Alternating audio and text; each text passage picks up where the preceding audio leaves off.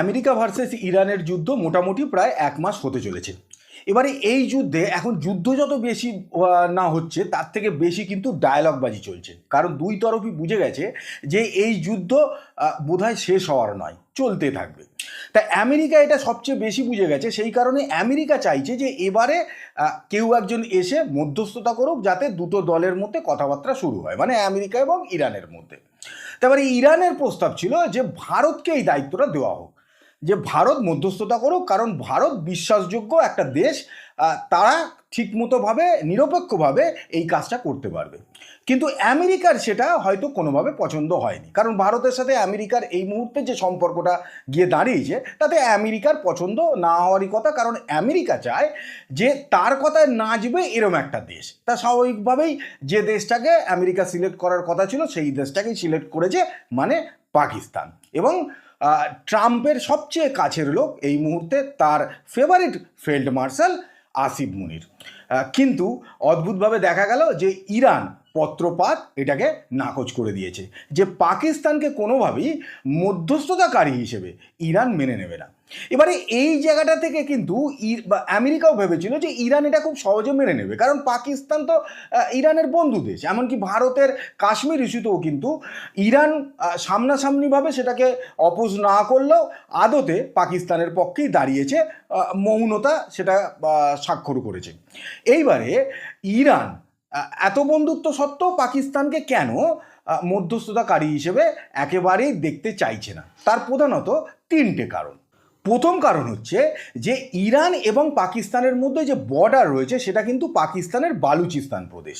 এবার এই বালুচিস্তান প্রদেশ আদতে ম্যাপে এটা দেখা যায় যে পাকিস্তানের মধ্যে রয়েছে, কিন্তু পাকিস্তান মিলিটারি এই বালুচিস্তান প্রদেশে ঢুকতে পারে না, কারণ এইখানে এই বালুচিস্তানের পুরো দখল নিয়ে নিয়েছে বিএলএ, বালুচ লিবারেশন আর্মি। পাকিস্তানের যে সমস্ত পোস্টগুলো আছে সেখান থেকেও কিন্তু তারা পালিয়ে গেছে কোয়েটা, বালুচিস্তানের যে রাজধানী, সেখানে শুধুমাত্র পাকিস্তান মিলিটারির কিছু সংখ্যক সোলজার রয়েছে, বাকি কিন্তু বালুচিস্তান প্রদেশে পাকিস্তান মিলিটারি আর ঢুকতে পারছে না। এবারে ইরানের বক্তব্য হচ্ছে যে যে দেশটাকে, মানে যে আসিফ মুনিরকে দায়িত্ব দেওয়া হচ্ছে যে মধ্যস্থতাকারী হিসেবে, সেই আসিফ মুনির যে বালুচিস্তানে তার মিলিটারির কোনো রকম জায়গাই নেই, সেখানে হাতছাড়া হয়ে গেছে বালুচিস্তান প্রদেশ পাকিস্তানের তরফ থেকে। ফলে সেই জায়গাটা, মানে যেটা দুদেশের বর্ডার, সেই জায়গাটাই পাকিস্তানের হাতে আর নেই। তাহলে তারা কি করে মধ্যস্থতা করবে? ইরান এই যুক্তি দেখাচ্ছে যে এ তো আমাদের যুদ্ধ থামাবার জন্য মধ্যস্থতাকারী হিসেবে ভূমিকা নেওয়ার বদলে হয়তো ইরানকেই মধ্যস্থতাকারী হিসেবে ভূমিকা নিতে হবে, যে বালুচিস্তান প্রদেশে কিভাবে পাকিস্তান ট্যাকেল করবে, কারণ এই জায়গাটা তো পাকিস্তানের হাতেই নেই। তা এমত অবস্থায় পাকিস্তান কি করে মধ্যস্থতাকারীর ভূমিকা পালন করবে? কারণ পাকিস্তান আগে তো ইরানের বর্ডার অবধি পৌঁছোক, সেখানে তো পৌঁছতে পারছে না। এইবার হচ্ছে 2 নম্বর হচ্ছে ইরানের বক্তব্য যে পাকিস্তান যে আফগানিস্তানের সঙ্গে যুদ্ধটা লড়ছে, কেন লড়ছে? মানে পাকিস্তানের বক্তব্য হচ্ছে যে টিটিপির এগেনস্টে পাকিস্তানের লড়াই। এবারে টিটিপি কোথায় রয়েছে? পাকিস্তানে রয়েছে। তা পাকিস্তান টিটিপিকে মারার জন্য তাহলে তো তাদের ওপরে হামলা করতে হবে, তাদের নিজের দেশেই হামলা করতে হবে। সেটা না করে গিয়ে আফগানিস্তানে বোম ফেলে দিয়ে চলে এসছে। আসলে কি হচ্ছে না, একদিকে সৌদি বলছে, সৌদি আর পাকিস্তানের মধ্যে ডিফেন্স প্যাক্ট, সৌদি বলছে ভাই ইরানের বিরুদ্ধে তুমি লড়াই করো, কারণ তোমার আমার তো ডিফেন্স প্যাক্ট। আর এদিকে ইরান বলছে যে তোমার যে তেলের প্রয়োজন সেটা তো আমি মেটাই, তাহলে তুমি আমার হয়ে কেন লড়াই করবে না? এবার পাকিস্তান দেখছে বিপদ, দুজনকেই পাকিস্তানের দরকার, তাই পাকিস্তান এদের দুজনকে এড়িয়ে চলার জন্য আফগানিস্তানের সঙ্গে যুদ্ধ করছে। এইটা পুরো পৃথিবী বুঝে গেছে এবং ইরান সবচেয়ে ভালোভাবে বুঝে গেছে।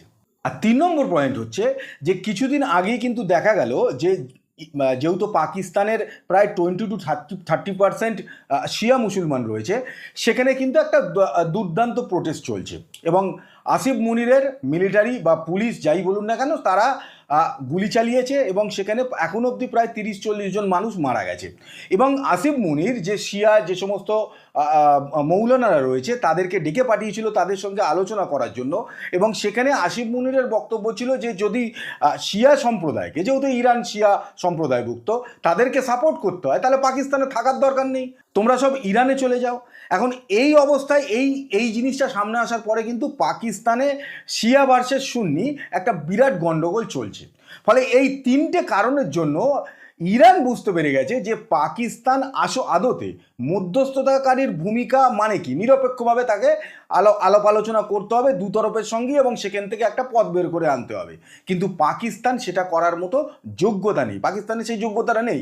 পাকিস্তানের যে যোগ্যতা আছে সেটা হচ্ছে যে আমেরিকার কথায় নাচতে। সেই কারণেই কিন্তু যে মুহূর্তে আমেরিকা প্রস্তাব দিয়েছিল পাকিস্তানকে, মানে আসিফ মুনিরকে, যে মধ্যস্থতা করার জন্য, সঙ্গে সঙ্গে কোটটাই পরে আসিফ মুনির রেডি হয়ে গেছিল। কিন্তু স্বাভাবিকভাবেই ইরান যে মুহূর্তে নাকচ করে দিয়েছে, তাই কোটটাই প্যান্টটা আবার খুলে রাখতে হয়েছে। এইবারে কি পরবে, কি আদৌ কিছু পরবে না, সেটা আপাতত পাকিস্তানকেই সিদ্ধান্ত নিতে হবে।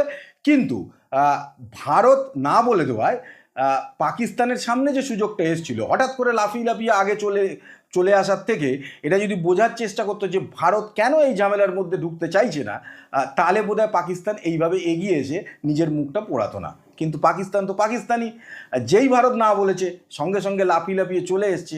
আর দুনিয়ায় প্রত্যেকবারের মতো এবারও ছিচি শুনতে হচ্ছে, আর সেটা ওদেরকে বারে বারেই শুনতে হয়। এটাতে খুব একটা লজ্জা পায়ও না ওরা।